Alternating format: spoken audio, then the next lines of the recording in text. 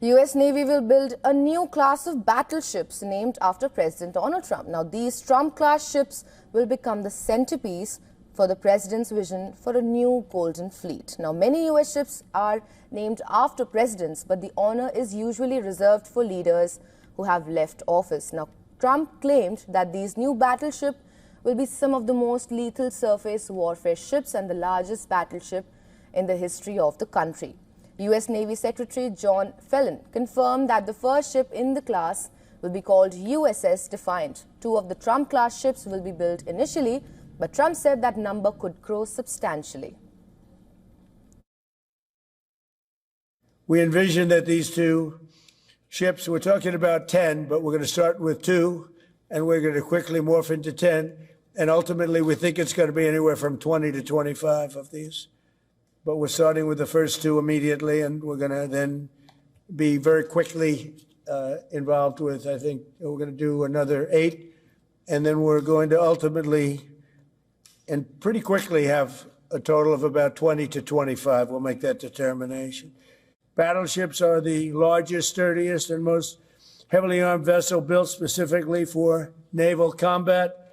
While America has built many new warships over the years, they've tended to be smaller and much smaller, and not conducive to where we are and where we're going, and peace through strength.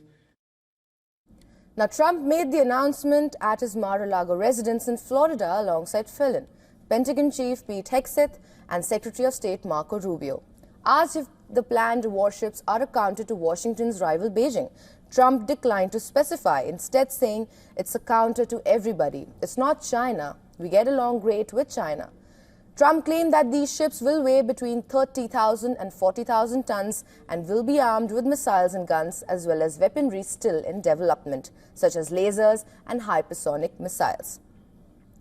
He said that they will also be capable of carrying atomic weapons in the form of the nuclear-armed sea-launched cruise missile.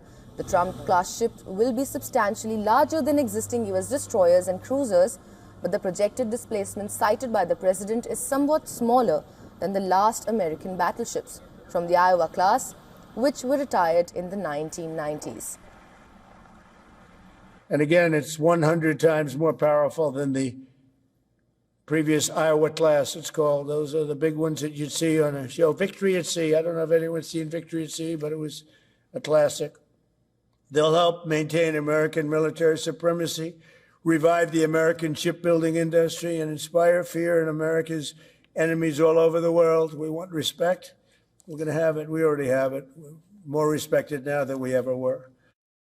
Trump said he would be involved in the design along with the Navy because he says, "I'm a very aesthetic person."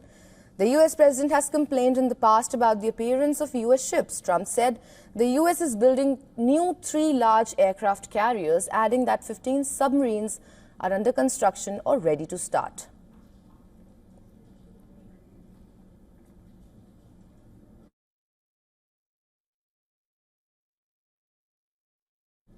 For more on this, our correspondent Susan Tehrani has sent us this report from New York. Take a look. President Trump, standing alongside Secretary of War Pete Hegseth and others, laid out plans for a new class of American warships, arguing the U.S. must restore naval dominance as great power competition intensifies.